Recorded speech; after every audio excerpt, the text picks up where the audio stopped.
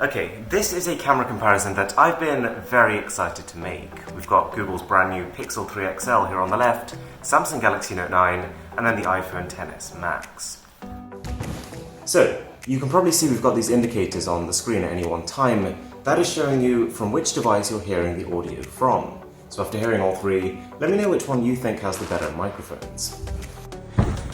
Also, the video you're seeing here is 1080p footage from the front cameras of each phone. So we're going to do front camera, rear camera, pretty much every test you can possibly think of. But so far, which one is better? The other thing is that Google's new camera can do something the other two can't. This is group selfie mode. This is a wider angle, and the software actually corrects for that weird fisheye effect you normally get on wide-angle cameras. Again, let me know what you think. I think this is actually fitting in a lot more in the frame than the other two.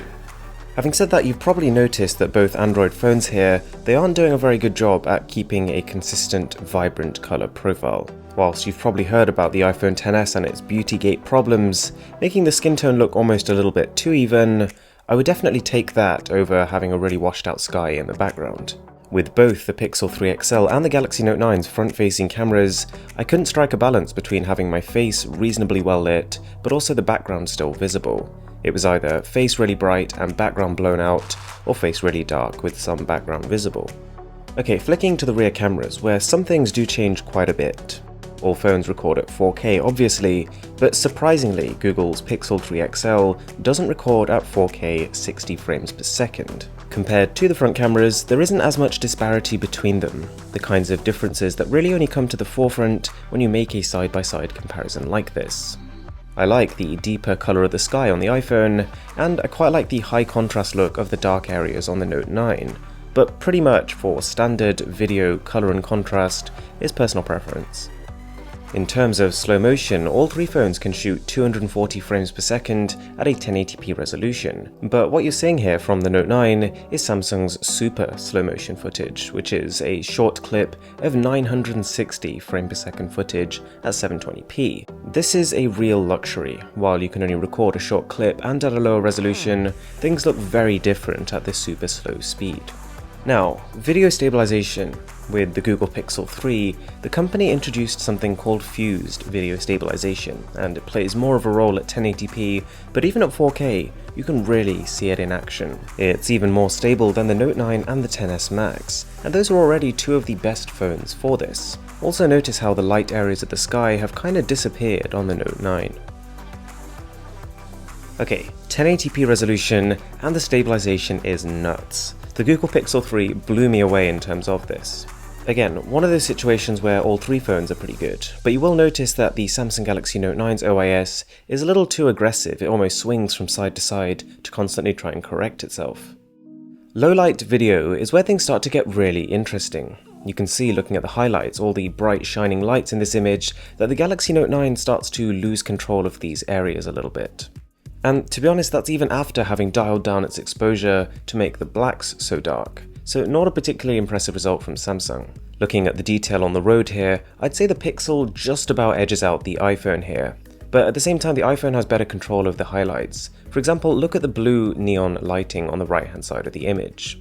Moving forward, you can see the Note 9 looks consistently dark and soft, while the Pixel 3 probably has the sharpest of the three images. You can probably also tell in this one that the Pixel actually pulls ahead of the iPhone in terms of grain. Apple's insistence on trying to make an even, well-lit image has made the phone try to brighten the dark areas of the sky, which has resulted in visual noise.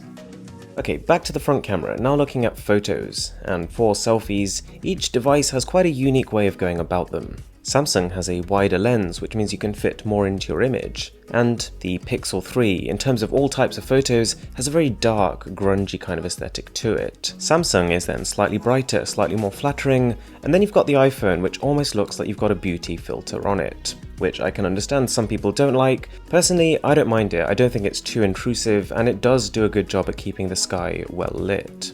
When it comes to selfies though, the Google Pixel 3 has introduced a couple of things which I think are amazing. Top Shot means if you shake or blink your head at the last minute, you can swipe up after having taken the photo and then pick a different face, and almost always you'll find one that's better. As you saw at the beginning, Google also has a group selfie mode, and that's not restricted to video. After opening up the front camera, you just pinch out on your display, and all of a sudden you've got a dramatically wider field of vision. Then you've got Selfie Focus Mode, which is basically portrait mode on your front camera. And out of the three phones here, the Pixel definitely has the sharpest output. Out of these three phones, the Note 9 is definitely the weakest link. Light parts of the background disappear, and even your face looks a little soft, not particularly in focus. What's so confusing then is that when it comes to low light, Samsung's selfie camera catches up. It looks just as sharp as the Pixel's, and while the iPhone does a much better job at retaining that same flat image with control of highlights as the rear camera, to do this it has had to dramatically increase the shutter time, which has made it more likely to blur. Google Pixel 3 also has Playground mode, where you can drag and drop AR emojis into your frame, but for some reason image processing seems to turn off in these situations, which means you're left with a pretty grainy looking photo. To test the portrait mode, I tried to pick a really challenging scenario with a really difficult background to differentiate from. And yeah, we're still at a stage where all three phones are struggling here. All three have the ability to adjust the level of background blur, but with the iPhone when you do this, you almost all the time lose focus on your body as well. Having said that, the iPhone does let you get much more background blur than the other two phones, but the Pixel can refocus after you've taken the shot. So if you accidentally focus on the background while clicking, one tap, and you'll be back in shot. Also notice how the lighter areas of my shirt on the Note 9 have almost completely disappeared. You lose a lot of detail in the highlights.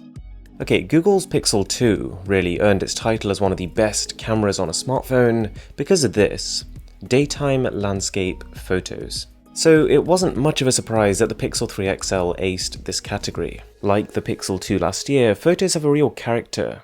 You can almost tell even without a label which one was taken on the Pixel. This phone overcompensates in terms of saturation and contrast, which isn't for everyone, and some people might prefer images from the other two phones, but I would say 8 times out of 10, I would stick with the Pixel. Photos from the Pixel 3 feel every bit as good as the Pixel 2 last year, but just bear in mind, not significantly better.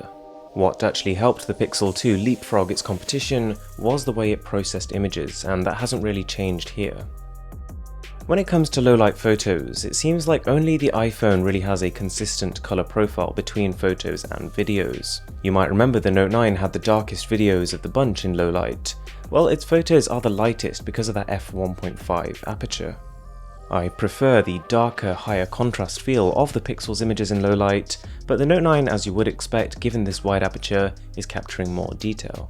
Google did announce that they're working on a night shot mode for their Pixel phones, which obviously isn't out yet, so I didn't get a chance to test, but I think will dramatically change things. Think what Huawei does with the P20 Pro's night mode. Something I found really interesting was Google's Super Res Zoom. While both the Note 9 and the iPhone have telephoto lenses, which means they can get much closer to objects without loss of detail, Google doesn't have this, it has a single lens, but the way they've tried to get around this is fascinating. When you zoom in on the Pixel 3 and take a photo, your phone takes a whole series of shots which are all slightly different because of the natural movement of your hand, and then it pieces them all together to form a higher res picture. I'd say details are slightly clearer on the Samsung, but I was shocked with how close the Pixel was. When it comes to pure detail, both the Note 9 and the XS have 12 megapixel sensors, whereas the Pixel 3 has a 12.2. In actuality, this doesn't translate to necessarily higher detail images, but the only thing I would say is that the Pixel 3 and the iPhone have slightly smoother pictures when you zoom all the way in. I've also spent a fair bit of time with Google's new motion autofocus mode, which is meant to track objects to maintain focus on them. To be honest, from my testing, it's not really added anything to the video recording experience. If anything, the Pixel 3 actually had more times when it failed to recognize the Apple was close to the phone and focus on it than the other two. It's definitely one of those features that might improve down the line. I can definitely see the need for it and how good it could potentially be, but right now, it's not that impressive. Alright guys, that was my most detailed camera comparison so far. Let me know which phone you think won, and if you stuck around this far into the video, I would really appreciate it if you could smash that subscribe button down below. My name is Aaron, this is Mr. Who's the Boss, and I'll catch you in the next one.